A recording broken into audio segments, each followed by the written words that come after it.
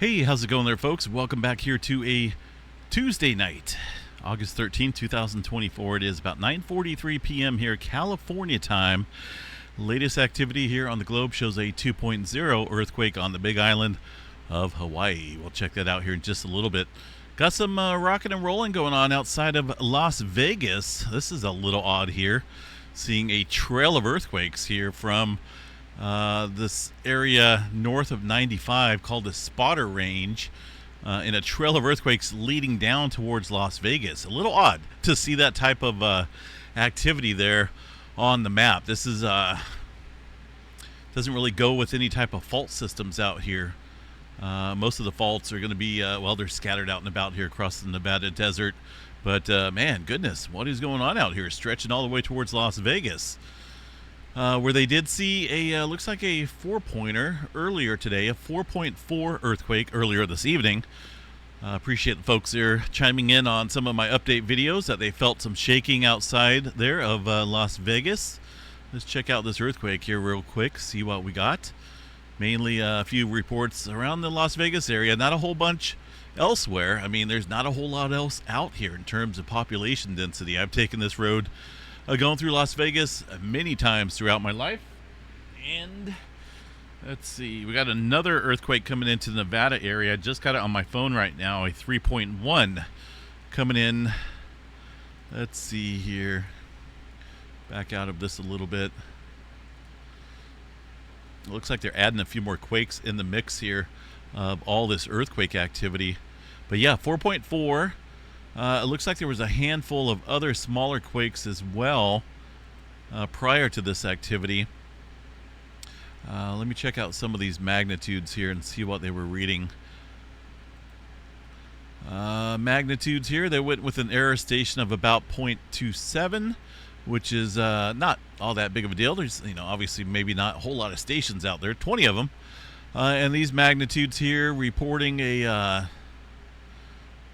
there's one station there reporting it as a 5-pointer, a couple mid-4s, some 3-pointers as well, and that averages out to a 4.4 magnitude earthquake. Down, let's see here, looks like about 13 kilometers deep for that earthquake right now. Which is about 8 miles here below the surface. And again, that's a little odd, right? A little odd to be stretching over. That almost looks like about a 30 to 35 mile long path of earthquakes here leading from this area to Las Vegas. Not for sure what's going on out here, but something obviously. It looks like maybe some older volcano. Well, this is the Air Force base out here. It looks like it's within the vicinity of the Air Force base, but to me this just looks a little weird to be stretching out like that. Normally earthquake activity is going to be centered around a location here, one location, not spread out like that. But Las Vegas, they can get some earthquakes out there. There is some fault systems that run through Las Vegas and around it, obviously, and we'll continue to keep an eye on that. That's a little odd to see a stretch like that, right? And let's see here. The depth of these earthquakes are all over the place. That's a little strange as well. 4.4 was 8.2. A couple minutes later, we had a 1.4 at the surface level, and a lot of other shallow earthquake activity there around this region. So, goodness, I have to keep an eye on it. Right? We got California lighting up here recently.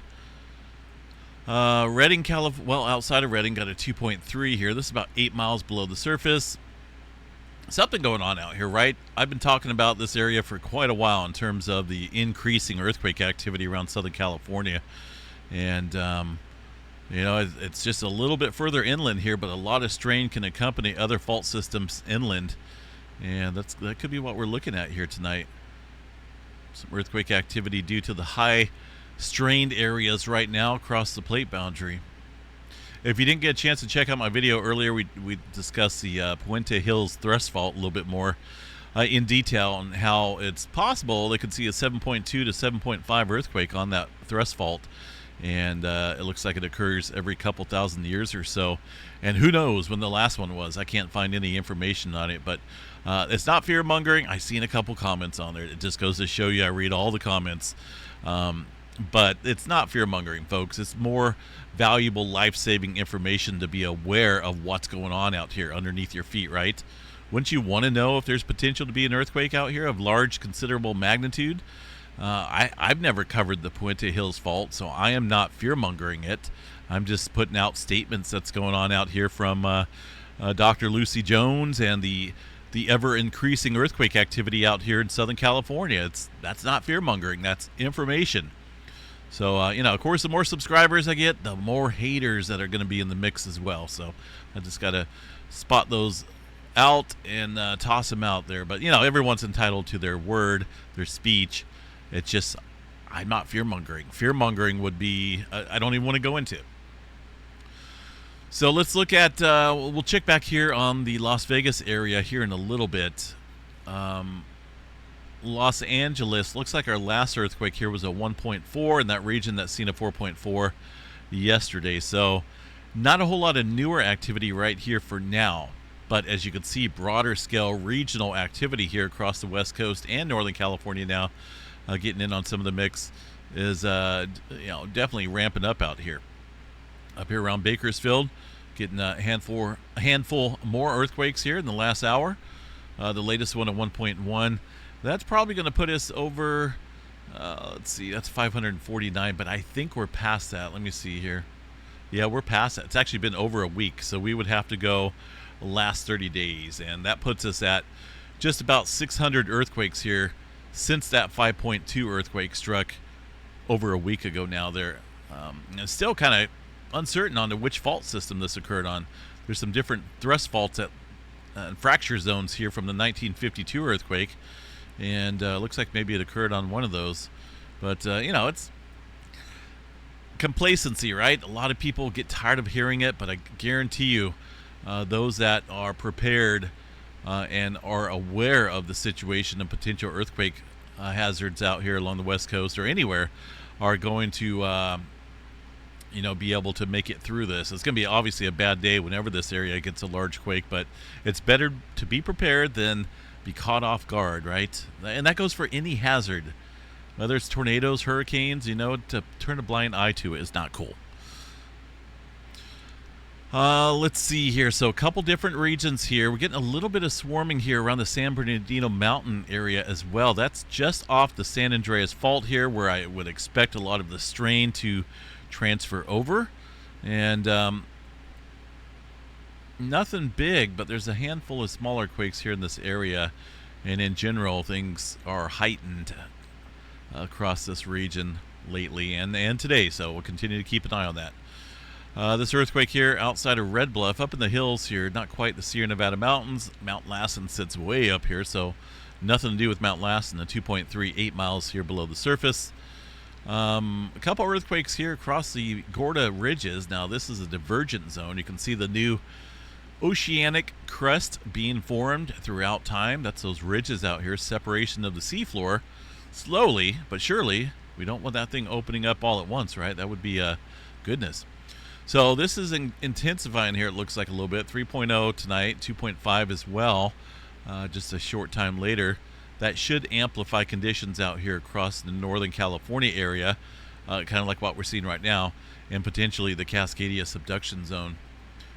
So the tremor map out here, make sure I got the bells off, which I do. Tremor shows about 464 earthquakes. We'll check back, or epicenters, tremors. These are a slow slip type of events that take place way down into the subduction zone area of the Cascadia. We'll check back here tomorrow with this divergent boundary activity. That should intensify the tremor down here south. But we won't know until tomorrow's tremor counts come out. But that's a pretty decent uptick, 464, mainly underneath the Washington area. All right, further out and about here, the rest of the state's fairly quiet aside from some very small microquake activity out here. Got the Aleutian Trench popping a little bit, a couple twos and some ones out there, really nothing major. But keep an eye on the West Coast. We are lighting up out here, you know, and it's not me. It's just not me that's saying that things are going to get elevated in terms of earthquake activity here, you know, seismic uptick. It's all the news stations, and Dr. Lucy Jones here chatted about it as well. So I'm not going to cover it 100% again. If you didn't get a chance to check it out, or my update video, go check it out. It's up there on the channel. So yeah, I think in my own thoughts here, things have been increasing out here, whether it's due to all the rain they've seen here recently, or just it's just its time. There's so much strain built up out here that we're going to see earthquake activity, and some of it could be big. Hawaii, Kilauea Volcano. Man, this is all over the place here. Look at that. We got a couple different swarms up here around the Mauna Loa area as well. These earthquakes, so fairly deep, about 19 miles or so below the surface for this area. Over here across the Kilauea Volcano, still getting some migrational earthquake activity down towards the lower East Rift Zone. I think if anything here, I mean, we haven't broke through the surface yet. I think if we don't see that here soon, we're going to see a push of magma displacement here to the lower East Rift Zone, and maybe a fissure event take place there.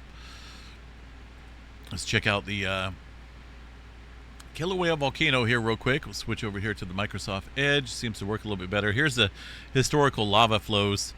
And there's the 2018 eruption, right? Remember that? That was a big one out there. All right, so let's zoom in. A lot of lava flow anyway.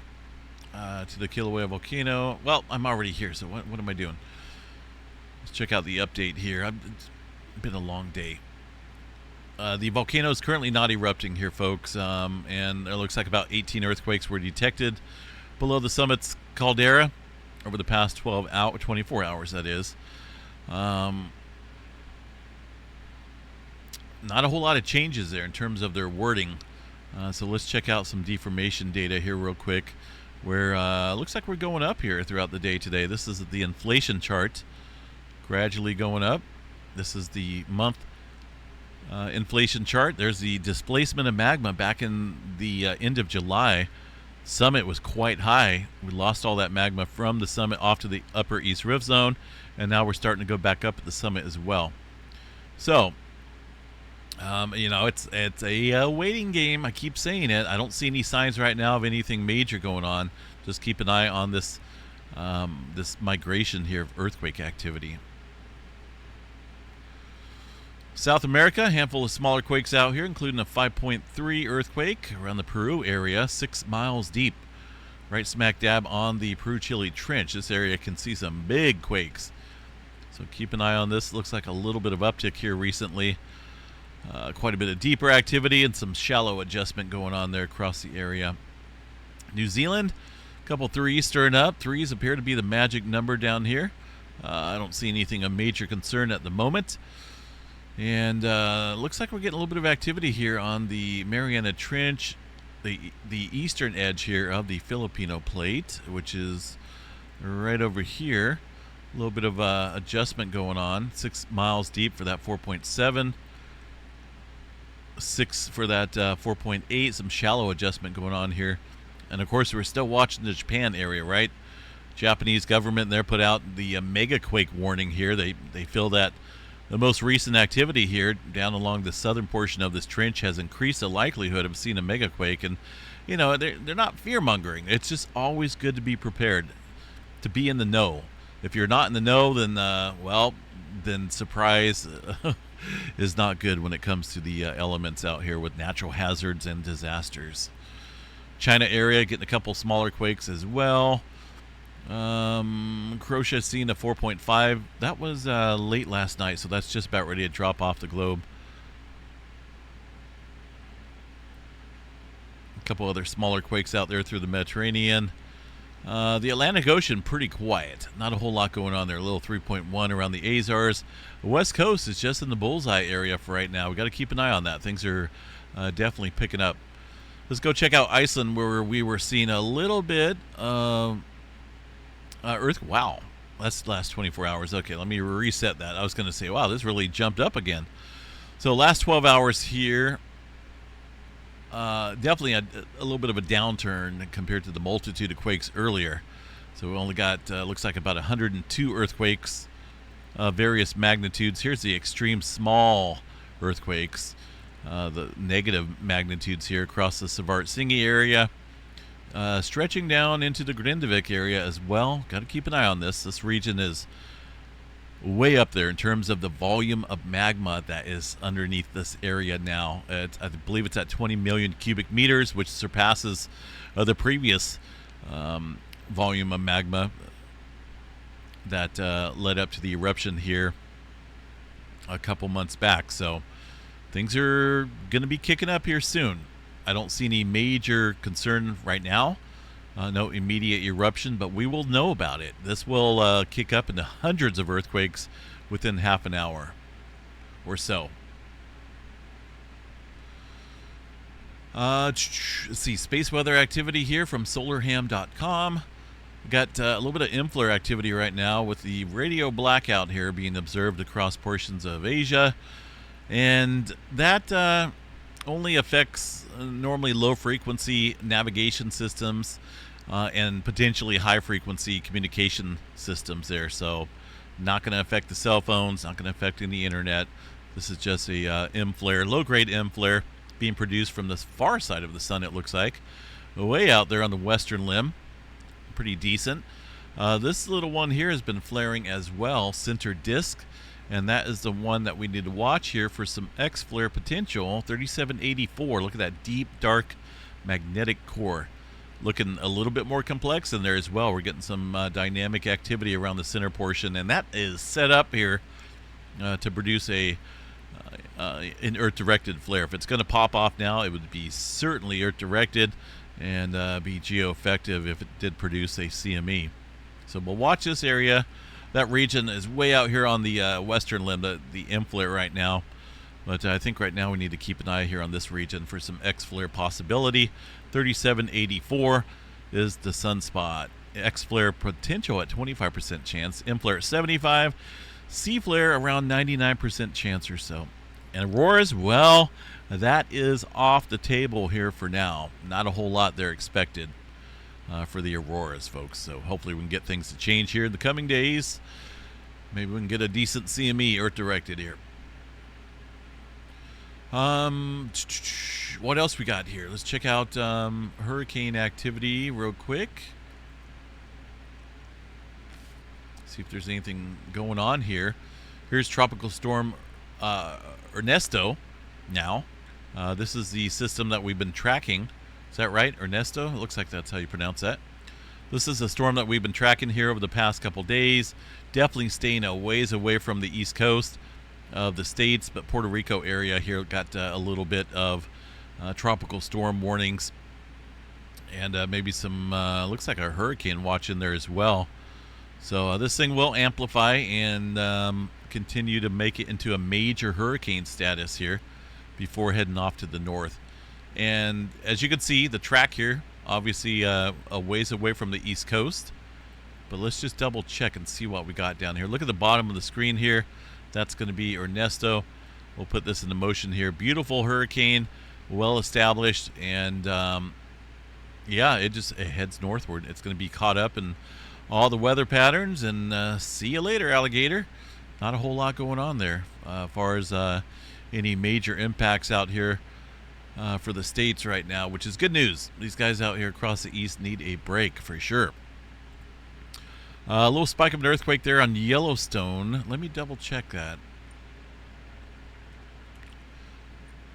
I think we jumped over that. We checked it earlier, but this right here is that's crazy looking. That looks like thunderstorm activity. See what the time frame was? It looks like about 4 hours ago, 5 hours ago.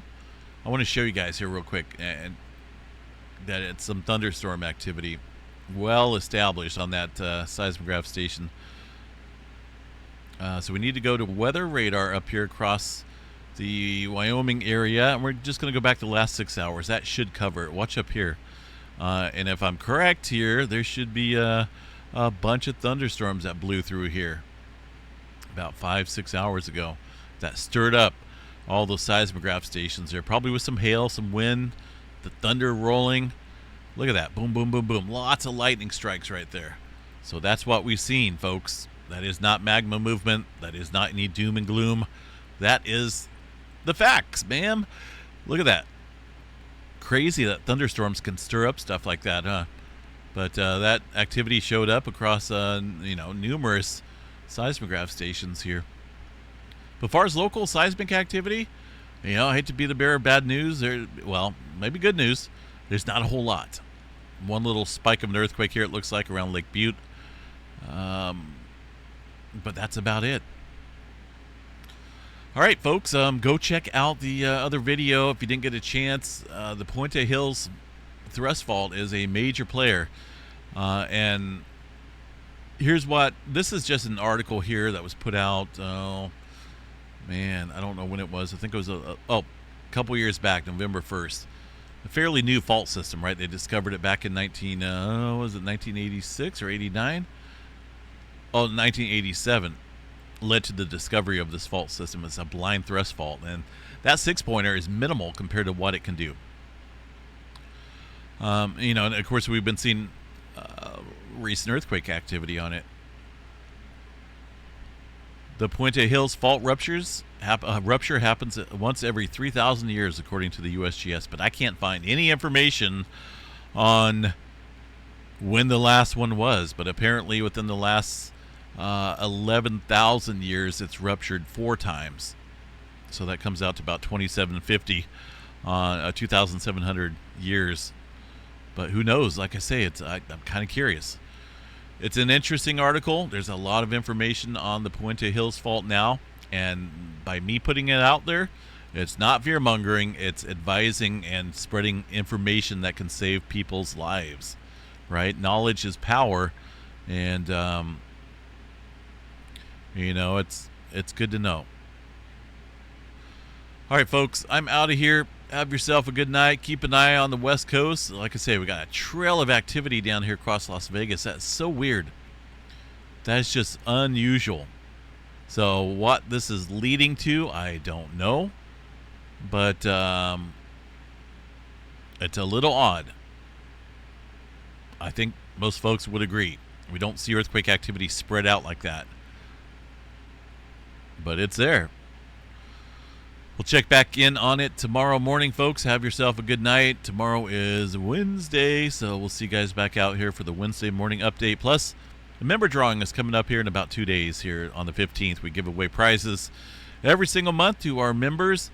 Make sure you jump on board to become a member today to get these extra perks, extra videos, and monthly drawings that we hold out here, and we give away prizes, cash prizes if you wish, or Earthmaster merchandise, or geology kits. I'm thinking about adding some new stuff in. I need some new ideas. Have a good one, folks. We'll catch you guys back out here in the morning. Stay safe.